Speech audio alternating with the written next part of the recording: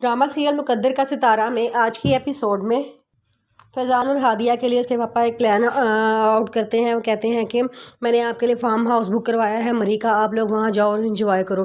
फैज़ान कहता है चलो ठीक है, मैं हादिया को ले जाता हूँ। वो हादिया को लेके जब फार्म हाउस पहुँचता है तो वहाँ पे उसको हादिया को फार्म हाउस बड़ा पसंद आता है। वो बहुत खुश होती है, कहती है इतना खूबसूरत फार्म हाउस, हर चीज़ अंकल ने बड़े अच्छी तरह सेट की है।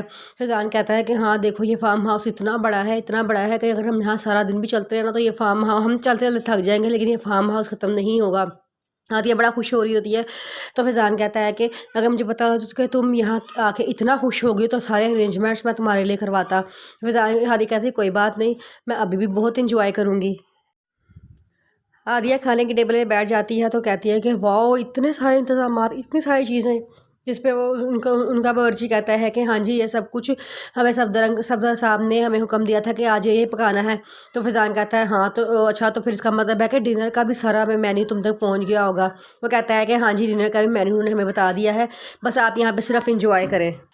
हादिया कहती है कि हमें ज़रूर कॉल करके अंकल का थैंक यू कहना चाहिए, अंकल ने हमारे बारे में इतना सोचा, इतने हमारे बारे में इंतजाम किए। फैज़ान कहता है कि हाँ उतनी देर में बेल कॉल आना शुरू हो जाती है। तो हादिया पूछते हैं किसी कॉल आ रही है, तो वो कहता है कि कुछ नहीं, वो पापा की ही कॉल है, तो देखो अभी उनका नाम ही और अभी उनकी कॉल आ गई।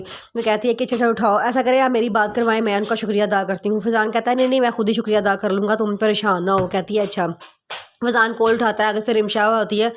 वो रिमशा इस तरह बात कर रहा होता है जैसे वो सफदर साहब के साथ बात कर रहा है। वो रिमशा से कहता है कि हाँ जी पापा जी क्या हाल है आपका। रिमशा कहती है कि तुम किसी के साथ हो जो मेरा नाम तक नहीं लेना साथ चाहते। तो वो कहता है कि हाँ जी हम लंच कर रहे हैं तो बिज़ी हैं। तो कहती है कि अच्छा। तो फिर आगे से फैज़ान बोलता है कि हम हाँ जी हमें सारे अरेंजमेंट बड़े पसंद आए हैं। हादिया बड़ा खुश हो रही है यहाँ पे आके, हम ज़रा लंच कर लें उसके बाद मैं आपसे फारिग होकर बात करता हूँ। ठीक है कि वो फ़ोन बंद करता है। रिमशा को बड़ा गुस्सा आता है, वो गुस्से में टहलना शुरू हो जाती है। वो अपनी मामा से कहती है कि मामा फैज़ान कोई बिज़नेस टूर पे इस्लामाबाद नहीं गया, बल्कि वो अपनी बीवी के साथ मरी घूमने गया हुआ है। मैंने आपको पहले कहा था ना, मुझे इसी बात का शक था, देखिए शख्स सही निकला है। उसकी मम्मा कहते हैं कि हाँ तो ये मुश्किल रास्ता तुमने ही चुना है, अब तुमने ही इसका डट के मुकाबला करना है। जिससे वो कहती है कि नहीं वो ऐसा कैसे कर सकता है मेरे साथ, मैं यहाँ पे अकेली हूँ और वो वहाँ अपनी बीवी के साथ इंजॉय कर रहा है। तो वो उसकी मम्मा कहती है कि बेटा ठंडी रख के खाओ, गर्म खाने से मुँह जल भी सकता है। जिससे वो कहती है कि मामा क्या मतलब, मुझे समझ नहीं आई आपकी। उसकी मम्मा कहती है कि बेटा मैंने तो तुम्हें पहले ही कहा था कि फैज़ान मैच्योर आदमी नहीं है, ये अपने फैसले खुद नहीं ले सकता, ये बाप के इशारों पर चलता है। अभी वो बाप के कहने पे बीवी को लेके गया होगा, तुमने बहुत जल्दबाजी में फ़ैसला किया है, अब फैसला किया है तो भुगतो, थोड़ा सब्र करो, थोड़ा ठंडा रखो और उसको बिल्कुल भी गुस्सा ना करो, अच्छे तरीके से ही पेश आना। वो ये कह के वहाँ चल जाती हैं और रिमशा गुस्से में वहाँ पर टहलना शुरू हो जाती है। शीना सफदर से कहती है कि मेरी बेटी का 2 दिन हो गया है, मुझे फ़ोन नहीं आया, ये ना हो कहीं वो मुल्क से बाहर ही चली जाए। सफदर कहता है तुम फिक्र ना करो, वो मुल्क से बाहर नहीं जा सकती क्योंकि उसके पासपोर्ट सारे मेरे पास हैं और वो मैंने जब्त कर लिए हैं। जिस पर वो कहती है कि और अगर वो आपके खिलाफ लॉयर के पास चली गई तो फिर। सफदर कहता है कि वो मेरे पास जिस मर्जी एजेंसी को छोड़ के चाहे वो जिस मर्जी लॉयर के पास चली जाए, मुझे कोई फिक्र नहीं है इस बात की। जिससे वो शीना कहती है कि आप कैसे इंसान हैं, आपको बेटी की कोई फिक्र नहीं है।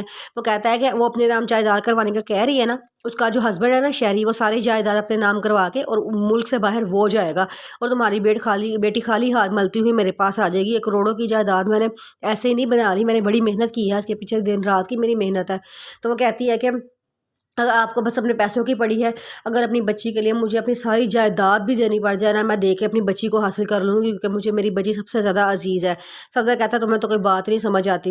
ये सारी बातें राजी बाहर खड़ा हुआ सुन रहा होता है तो वो फैसला करता है कि उसको नताशा के पास जाना चाहिए।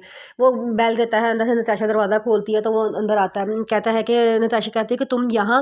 वो कहता है कि हाँ मैं यहाँ, मुझे तुमसे बड़ी ज़रूरी बात करनी है, आओ अंदर बैठ के बात करते हैं।